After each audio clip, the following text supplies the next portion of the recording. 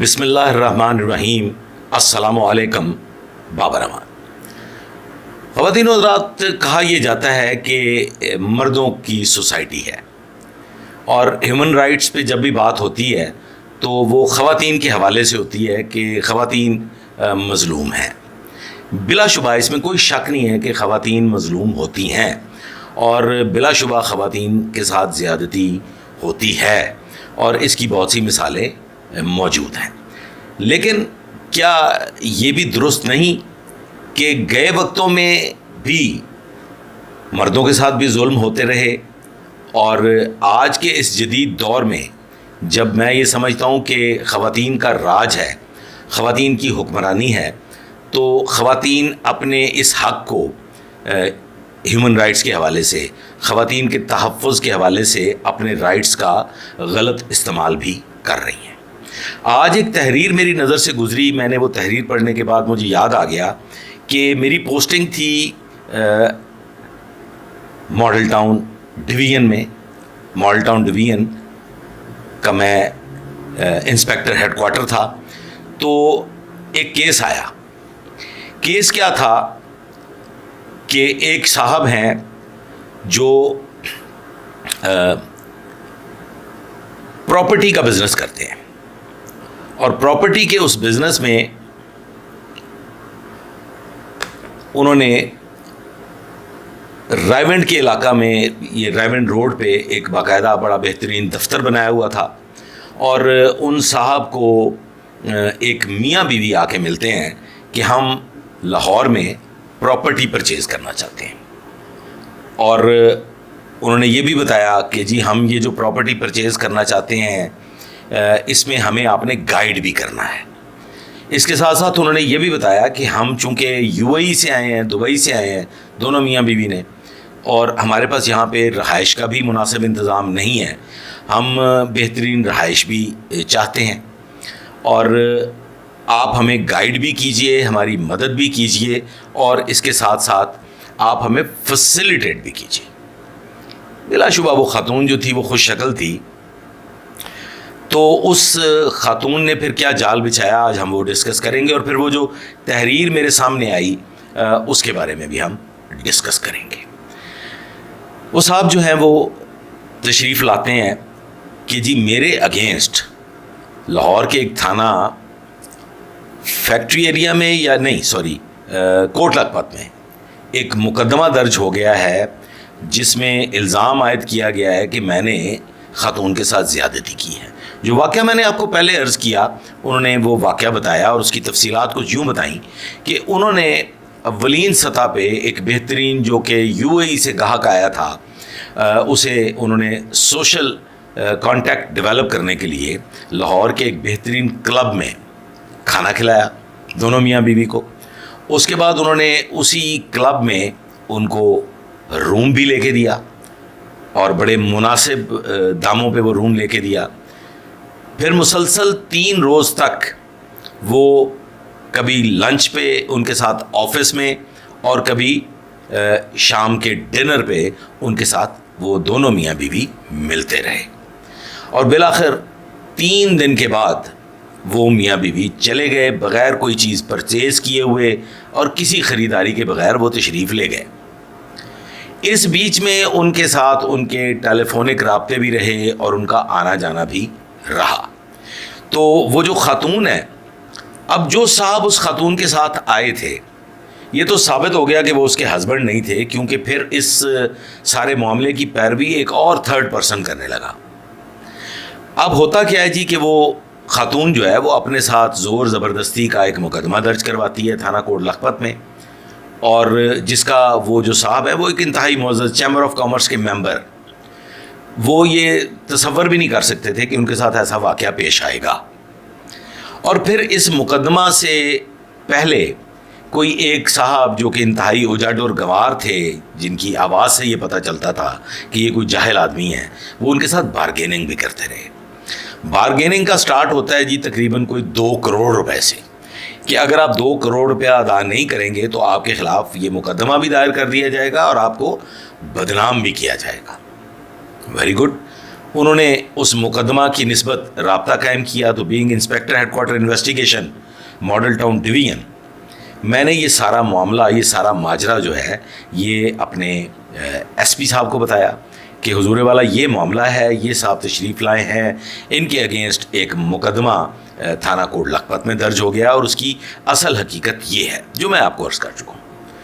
لہٰذا وہ جو خاتون تفتیشی افسر تھیں جو جینڈر سیل کی انچارج تھیں، ان کو مقدمہ سمیت بلوایا گیا، بلکہ نہیں بلوایا نہیں گیا، وہ اپنے دیگر مقدمات کی نسبت وہاں تشریف لائیں اور انہوں نے ایک مقدمے کی نسبت خود بتایا کہ اس میں یہ جو لوگ ہم آج آپ کے پیش کر رہے ہیں ایس پی کے، یہ بے گناہ ہیں اور ان کو بلیک میل کیا جا رہا ہے، پیسے کے عوض ان کے ساتھ وہ لوگ پیچ اپ کرنا چاہتے ہیں. اور اس کے علاوہ میں نے ان کو ریکویسٹ کی، جینڈر سیل کی جو انچارج تھیں، کہ آپ کے پاس ایک اور مقدمہ درج ہوا ہے، اس کی نسبت معلومات حاصل کیجئے کہ یہ کون لوگ ہیں اور ان کا چال چلن کیا ہے، ان کا سابقہ چال چلن کیا ہے، ان کی آپ ہسٹری چیک کیجئے. اب کیا ہوتا ہے صاحب، چونکہ میٹر ٹیک اپ ہو گیا تھا، تو جو مقدمہ درج ہوا جس کی نسبت وہ خاتون جینڈر سیل کی جو انچارج تھیں وہ پارٹیز کو پیش کرنے کے لیے تشریف لائی تھیں، اس میں مدعیہ نہیں تھی، صرف ملزمان تھے جو ضمانت قبل از گرفتاری پہ تھے. ان کو سنا، وہ روتے پیٹتے رہے، چیختے چلاتے رہے کہ جی ہم نے کچھ نہیں کیا، ہماری یقیناً ملاقاتیں ہوئی ہیں اور ہو سکتا ہے ان ملاقاتوں میں کچھ تھوڑی بہت اونچ نیچ بھی ہوئی ہو، لیکن وہ جو کچھ بھی معاملات ہوئے ہیں اس میں کوئی ایسی صورتحال نہیں ہوئی جس نوعیت کا یہ مقدمہ درج کروا دیا گیا. Very good. اب ہم نے جناب ریکارڈ کی پڑتال کی. جب ریکارڈ کی پڑتال کی گئی تو ثابت ہو گیا کہ یہ عادی مقدمات درج کروانے والوں میں سے ہیں. بات میری سمجھ رہے ہیں جی؟ اور پھر مزید تحقیق کرنے پہ یہ پتہ چلا کہ یہ نہ صرف عادی مقدمات درج کروانے والوں میں سے ہیں بلکہ اس ایک چین کا بھی پتہ چل گیا جس میں کچھ ایسے آئی ڈی کارڈز منظر عام پہ آ گئے، کچھ ایسے موبائل نمبرز منظر عام پہ آ گئے جس سے یہ کوئی 5-6 خواتین کا گروہ ثابت ہو گیا اور ان کے ساتھ کچھ مرد حضرات بھی شامل تھے، ان کا بھی پتہ چل گیا. بہر طور اب مقدمات کا اخراج شروع ہو گیا اور پھر اس کے بعد فائنلی وہ خواتین جو تھیں وہ گرفتار بھی ہوئیں اور اسی طرح سے ان کی سرغنہ کے گرد گھیرا تنگ کیا گیا تو اس نے راہ فرار اختیار کی. وہ بعد ازاں گرفتار نہیں ہو سکی، کہیں روپوش ہو گئی. آج جو واقعہ میرے سامنے آیا ہے وہ کچھ اس نوعیت کا ہے کہ ایک بیچاری ایک خاتون جس کا کوئی آگے پیچھے نہیں تھا، بیٹیوں کی ماں تھی، وہ ایک پراپرٹی ڈیلر کے آفس تشریف لاتی ہیں اور آ کے کہتی ہیں کہ جی مجھے کوئی گھر کرائے پہ چاہیے، مجھے ملازمت بھی چاہیے اور میری مدد کریں، میرے بچے ہیں، چھوٹے بچیاں ہیں، بیٹیوں کا ساتھ ہے، میں کہاں جاؤں گی، میرے ہسبینڈ کے ساتھ میری لا تعلقی ہو گئی ہے، ناچاکی ہو گئی. وہ ان پہ رحم کھاتے ہیں اور ان کو ملازمت بھی دے دیتے ہیں، اپنے ہی دفتر میں صاف صفائی کا کام دے دیتے ہیں، چونکہ اس کی حالت جو تھی وہ خاتون کی کچھ ایسی ہی تھی، وہ صاف صفائی کرنے والی ہی خاتون تھی. اور اس کے بعد پھر ان کی وہ مدد بھی کرتے ہیں. 10,000 روپیہ مہینہ ان کی تنخواہ مقرر ہوتی ہے، اس کے علاوہ بھی کوئی 2-3 ہزار روپیہ ان کے وہ خرچ کرتے رہتے ہیں. ایک دن وہ خاتون فون کرتی ہیں اپنے پراپرٹی ڈیلر مالک کو کہ میری بیٹی جو ہے وہ اغوا ہو گئی ہے، میری بیٹی کو اغوا کر لیا گیا ہے، تو آپ فوری طور پہ آئیں، میری تو بڑی بدنامی ہو جائے گی، میں ذلیل و رسوا ہو جاؤں گی اور میرا کوئی پرسان حال نہیں ہوگا، لہٰذا آپ میری مدد کیجیے. یہ صاحب جو ہیں یہ وہاں تشریف لے جاتے ہیں جہاں مزنگ کے علاقے میں اس کی رہائش تھی.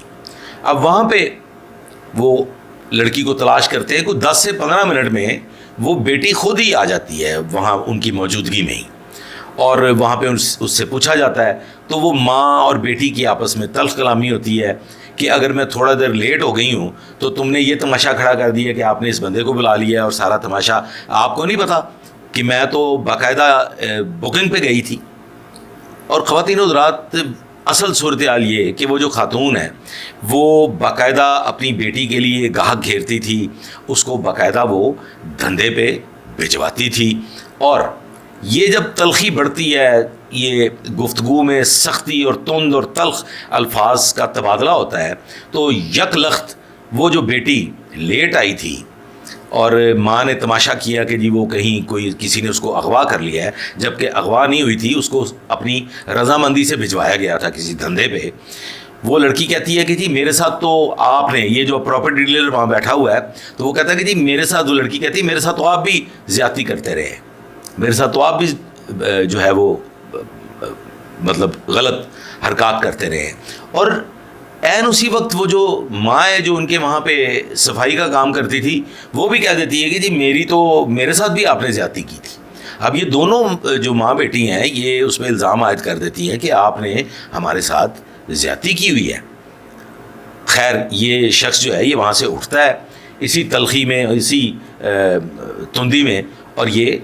آ جاتا ہے اپنے گھر۔ مین وائل اب ان کی آپس میں ٹیلی فونک گفتگو بھی ہو رہی ہے اور ساری بات چیت ہو رہی ہے، اور خاتون جو ہے وہ خاتون خانہ جس نے ان سے مدد لی تھی اور اس کا کوئی پرسان حال نہیں تھا، وہ قسم پرسی کے عالم میں تھی اور انہوں نے اس کی مدد کی تھی، تو وہ خاتون جو ہے وہ خاتون اب اس نوبت پہ آ گئی کہ اس نے کہا کہ جی مجھے 50 لاکھ روپیہ چاہیے، بصورت دیگر میں آپ کے خلاف مقدمہ درج کروا دوں گی۔ پھر وہ بات چلتے چلتے 25 لاکھ پہ آ گئی، لیکن یہ شخص جو تھا اس کو شاید کوئی غلط فہمی تھی کہ میں نے تو کچھ بھی نہیں کیا تو کیا ہوگا زیادہ سے زیادہ، لیکن خواتین و حضرات ان کے خلاف، اس شخص کے خلاف، اس پراپرٹی ڈیلر کے خلاف تھانہ مزنگ میں ایک مقدمہ درج ہو گیا۔ اس نے پورا بھگتان بھگتا۔ اس مقدمے کے بعد بھی یہ خواتین اس کو بلیک میل کر رہی ہیں آج کے دن 2026 اپریل کی 6 تاریخ تک، اور ابھی بھی وہ یہ کہتی ہیں کہ آلدو ٹھیک ہے وہ تو ہمارا معاملہ ہو گیا ختم، لیکن آئندہ بھی ہم آپ پہ الزام لگا سکتے ہیں۔ اور وہ بندہ جو ہے وہ اس حد تک پہنچ چکا ہے کہ وہ اب خودکشی کرنے کی طرف بڑھ رہا ہے، اور وہ اپنی ذلت اور رسوائی سے بچنے کے لیے اب مدد تلاش کرتا پھر رہا ہے۔ وہ اپنے معاملات کو لے کے مختلف دفاتر میں گیا ہے، اور پھر اس نے اپیل کی مختلف صاحبان اقتدار سے کہ جناب مرد ہی صرف ظالم نہیں ہوتا، عورت بھی ظلم کر سکتی ہے۔ تو ایسے بے شمار واقعات آپ کے گرد و نواح میں بھی ہوئے ہوں گے جس میں یہ ثابت ہو گیا ہوگا کہ مرد ہی نہیں خواتین بھی ظلم کر سکتی ہیں۔ میری اس گفتگو پہ غور کیجیے گا، اپنے تجربات سے کمنٹس میں آگاہ کیجیے گا اور بتائیے گا کہ اس کا کیا حل ہے۔ اس کے ساتھ ہی مجھے دیجیے اجازت۔ Thank you.